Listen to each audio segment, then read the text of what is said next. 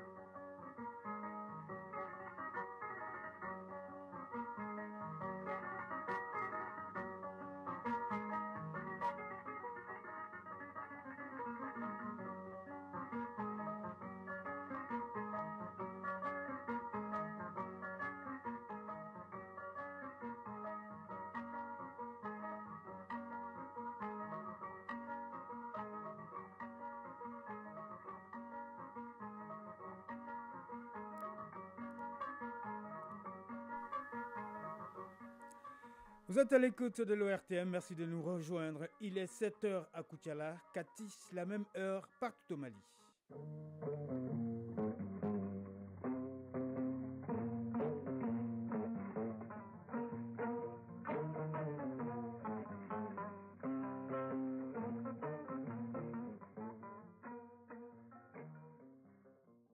Le journal Kodi Sibi. Mesdames, Messieurs, bonjour. À la une de l'actualité, l'équipement des FAMA, l'armée malienne vient de recevoir un nouveau lot de drones de fabrication turque. Ces drones de type TB2 sont équipés d'un système de reconnaissance, d'observation et de guidage. C'est dans le cadre de la coopération entre le Mali et la Turquie. La cérémonie était présidée par le chef de l'État, le colonel Assimi Goïta. Autre volet de l'actualité, la phase régionale des États généraux de l'éducation. 120 agents composés des directeurs techniques de l'éducation, de l'enseignement supérieur et de l'administration territoriale, ainsi que des personnes ressources étaient réunis au gouvernorat du district de Bamako pour analyser les 18 thématiques liées au système éducatif malien. Dans la page des sports, CAN Côte d'Ivoire 2023, jour J-8, dernière ligne droite des préparatifs.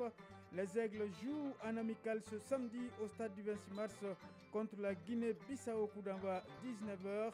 Et puis le dossier du jour porte sur le port de la blouse par les médecins. Aliou Abdoulaye nous dira le sens de cette tenue. Voilà pour le sommaire. Bienvenue dans ce journal. L'année 2024 s'annonce prometteuse pour l'armée malienne. Notre outil de défense vient d'être doté d'un nouveau lot de vecteurs aériens.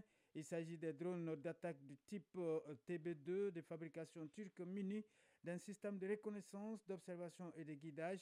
Sa capacité de vitesse est estimée à près de 300 km/h et une autonomie de plus de 20 heures de vol. Des appareils acquis dans le cadre de la dynamique coopération entre le Mali et la Turquie. La cérémonie de remise était présidée par le président de la transition, le colonel Assimi Goïta. Compte rendu, Fousseline Tounkara. Un acte majeur en ce début d'année. Le président de la transition, chef suprême des armées, remet symboliquement les clés d'un nouveau lot de drones au chef d'état-major de l'armée de l'air.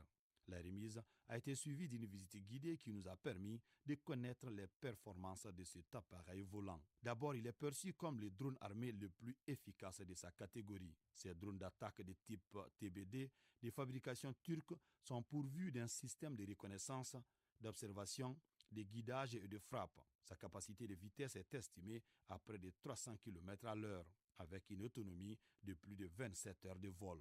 Aujourd'hui, notre outil de défense est doté de ces drones grâce à la vitalité des relations entre le Mali et la Turquie. Efes Silan, ambassadeur de la Turquie au Mali. Ça s'inscrit bien évidemment dans l'amitié, la fraternité entre nos peuples, la coopération qui s'avance peu à peu, ainsi que dans la matière de la défense. Tout ce que nous cherchons, ce sont des relations de coopération beaucoup plus vastes, couvrant tous les secteurs de la vie professionnelle et civile. Général de division Omar Djara, chef d'état-major général des armées. La coopération avec la Turquie, c'est une coopération qui est vraiment fructueuse depuis qu'elle a commencé.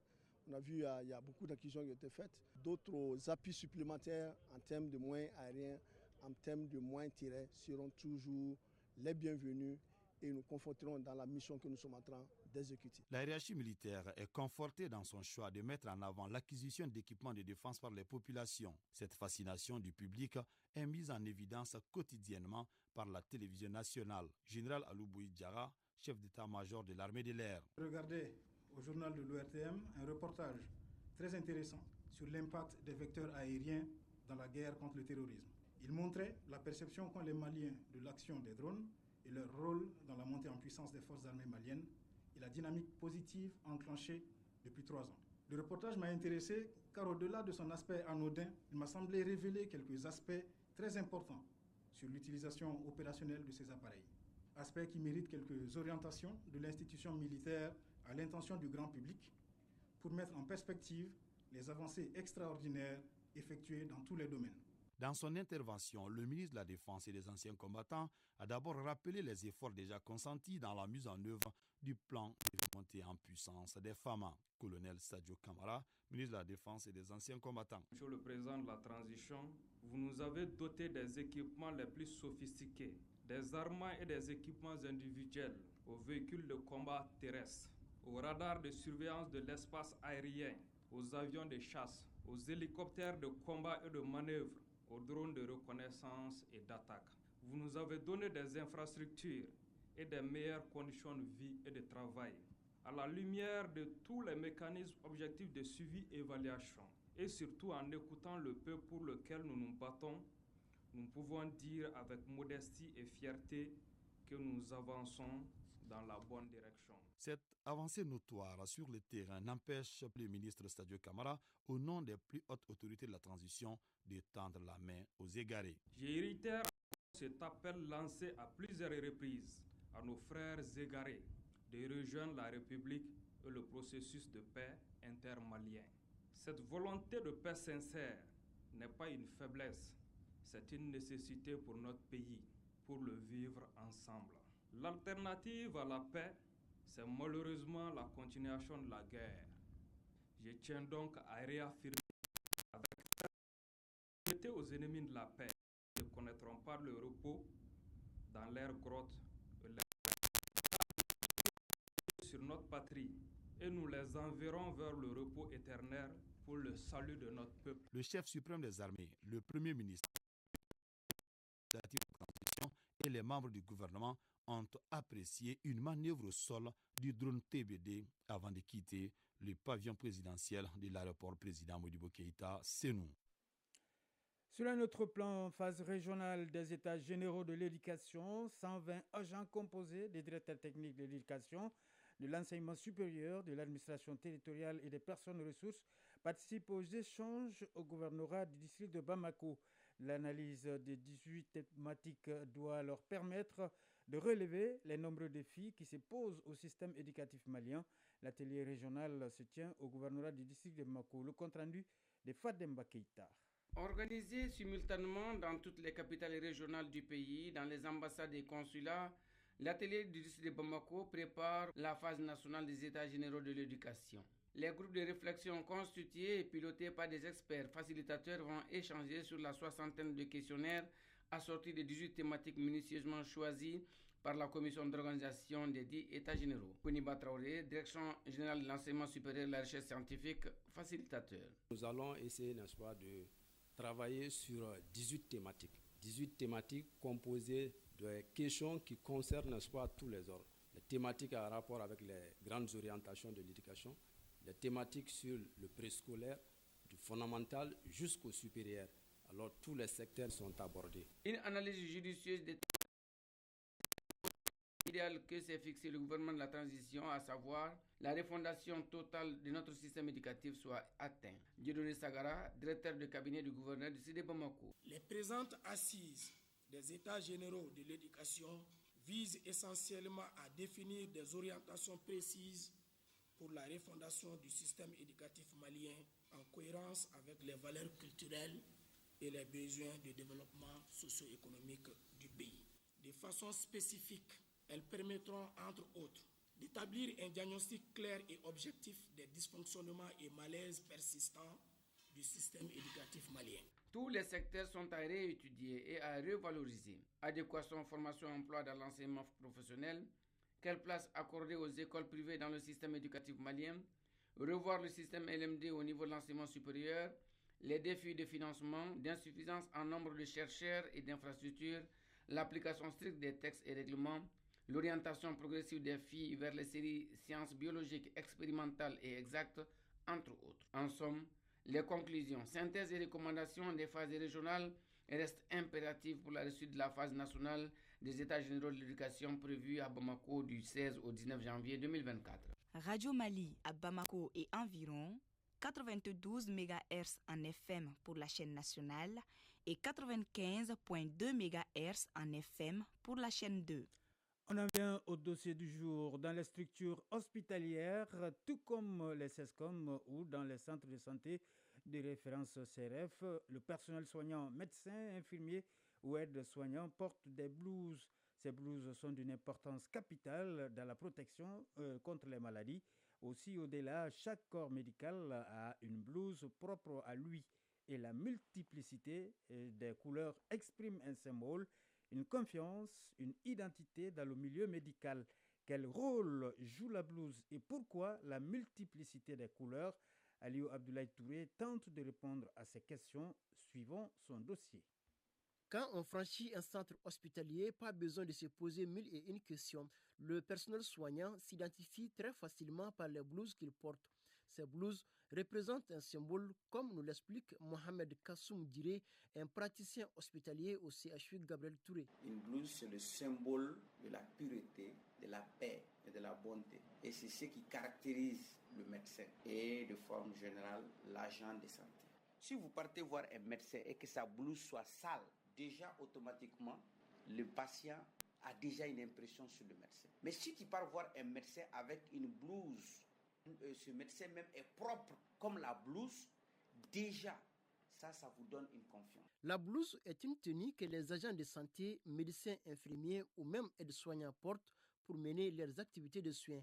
Au-delà, la blouse joue 3 rôles essentiels selon Dr Bakary Dambélé, psychologue à l'hôpital du Mali. Son premier rôle, c'est d'abord de montrer qui je suis. C'est-à-dire au niveau de la structure, les porteurs de blouse, ce sont eux qui sont là pour accueillir et porter secours et porter des soins appropriés aux usagers. Le deuxième rôle, la blouse permet de protéger la personne qui soigne contre les infections du soigné et ensuite protège le soigné contre les microbes venant du soignant. Toutefois, la blouse est majoritairement blanche. Elle peut être de manches longues ou de manches courtes, comme nous l'explique Mohamed Kassoum Diré, praticien hospitalier au CHU Gabriel Touré. Dans la réglementation du système de santé ici au Mali, généralement les blouses manches longues sont réservées aux médecins et les blouses manches courtes sont réservées aux infirmiers, aux paramédicaux. Dr Bakary Dambélé, psychologue à l'hôpital du Mali. La norme standard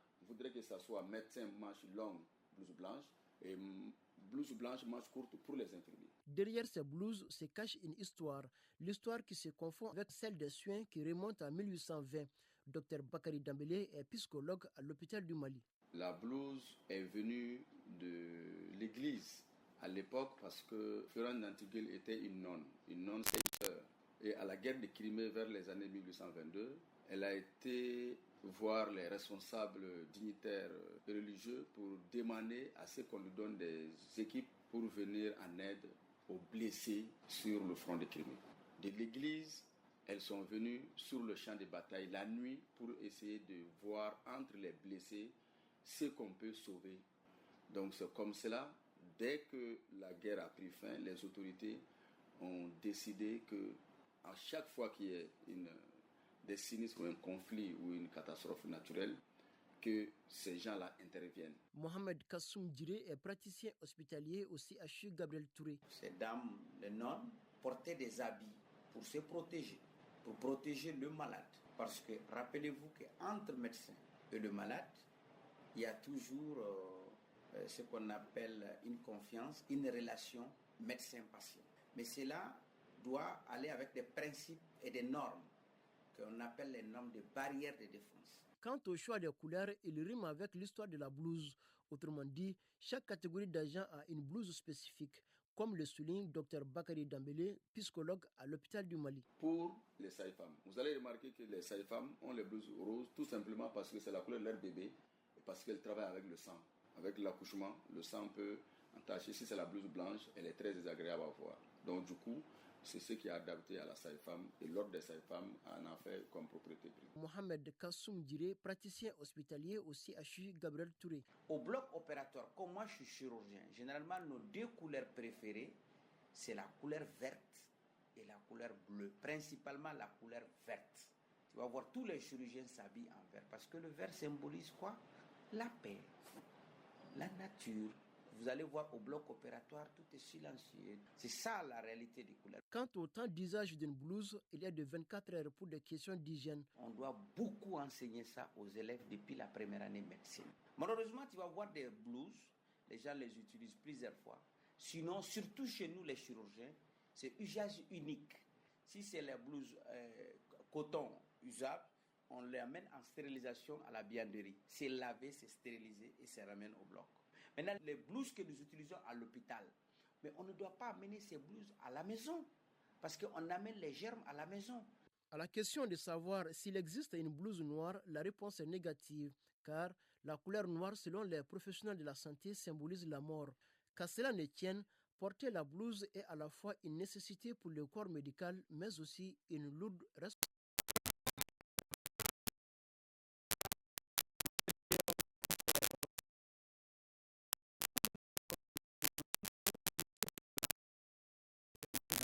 La Cour suprême a confirmé hier la condamnation prononcée en mai dernier par la Cour d'appel à 6 mois de prison avec sursis pour diffamation face au ministre du Tourisme Mambay Nyang. L'opposant ne pourra pas donc se présenter à l'élection présidentielle du mois prochain, même si sa défense garde l'espoir d'une contre-attaque. Le délibéré de la Cour suprême est tombé tard dans la soirée, peu avant minuit, et après près de 12 heures d'audience au cours desquelles les avocats des deux parties ont longuement plaidé pour leurs clients qui n'étaient pas présents. Madagascar, le président André Rajoelina reconduit Christian Ntse comme Premier ministre. Ce dernier a toujours occupé le poste de Premier ministre depuis l'arrivée au pouvoir d'André Rajoelina en 2019 au palais d'État de Lavolaho. Hier soir, le chef de l'État réélu le 1er décembre a donc fait le choix de la continuité pour lancer son second mandat. Sous les applaudissements d'une soixantaine de députés du parti présidentiel, André Rajoelina a mis fin au suspense. Il s'agit d'une sage décision, celle qui nous permettra de travailler rapidement, dit-il, grâce à une personne intègre, loyale et expérimentée. Au Soudan, le général Mohamed Andam Daglo, dit Amétiche, commandant des forces de soutien rapide, était hier à Nairobi, au Kenya. Il s'est entretenu avec le président William Ruto. Cette rencontre intervient au lendemain de la signature à Addis Abeba d'une déclaration pour la paix avec les forces civiles démocratiques soudanaises conduites par l'ancien Premier ministre Abdallah Hamdok. De son côté, le général Abdel Fattah al-Burhan avait également accompli en décembre une tournée des chefs d'État de l'IGAD, l'organisation sous-régionale de la Corne de l'Afrique. C'est sous son égide que les deux généraux devaient se rencontrer la semaine passée à Djibouti, mais cette rencontre a été repoussée à une date encore inconnue. La page des sports, c'est tout de suite.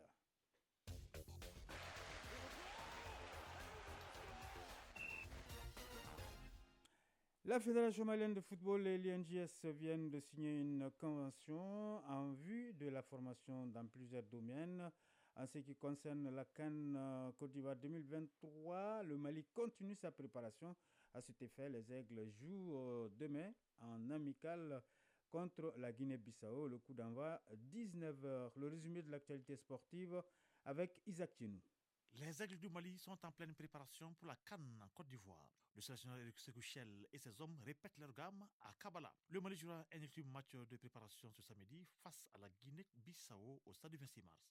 Sergatou Cissé nous fait le point. Après la liste des 27 aigles du Mali choisis pour la phase finale de la CAN Côte d'Ivoire 2023, le sélectionneur Éric Sékou-Chel est focalisé sur la dernière ligne droite de la préparation au plan local. Éric Sékou-Chel, sélectionneur des aigles du Mali. Il y a une planification physique, technique et tactique qui a été mise en place. Voilà, depuis qu'on a repris, on a 2 entraînements par jour. Voilà, le matin qui est axé un peu plus sur le physique et le soir sur du jeu. Ceux qui sont arrivés un petit peu plus tard ont eu des tests physiques à faire et c'était une séance, on va dire, un petit peu plus tactique qui nécessite moins d'efforts. Les aigles du Mali disputeront un ultime match de préparation ce samedi à 19h au stade du 26 mars face aux Yurtus de la Guinée-Bissau. Éric Sékou-Chel, sélectionneur des aigles du Mali. Sur certains secteurs de jeu, on va pouvoir mettre en place ce qu'on a travaillé, et puis sur d'autres, je suis partagé entre la sécurité et aussi, j'ai pas trop envie de divulguer aussi ce que je vais mettre en place, parce que vous savez que les matchs sont observés. Donc. Les 27 aigles au complet, 16 anciens et 11 nouveaux vont apprendre à vivre ensemble, à se côtoyer, à créer une complicité et former une famille pour faire rêver le peuple malien. D'autre part, la Fédération malienne de football et l'Institut national de la jeunesse et des sports viennent de signer une convention de partenariat. Tous les acteurs du football seront concernés par ce partenariat axé sur la formation. Les représentants des deux structures qui ont paraphé le document se disent ravis de ce partenariat gagnant-gagnant. Reportage Daouda Koné. La formation est l'un des axes du programme du comité exécutif de la Fédération malienne de football. Cela se matérialise à travers la signature d'une convention de partenariat entre la Fédération malienne de football et l'Institut national de la jeunesse et des sports INJS. Les responsables des deux structures se disent ravis de la signature. Moussa Sylvain Diakité, premier vice-président de la Fédération malienne de football. Nous sommes à fond sur la formation. Et si nous avons aujourd'hui cette convention avec l'Institut,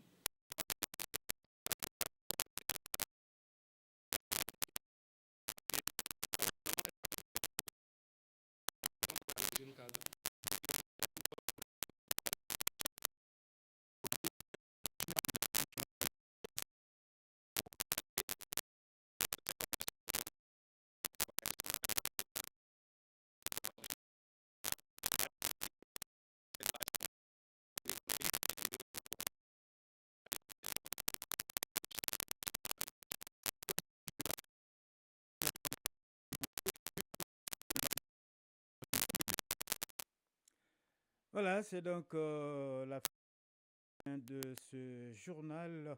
On va juste vous rappeler que le match Mali-Guinée-Bissau est donc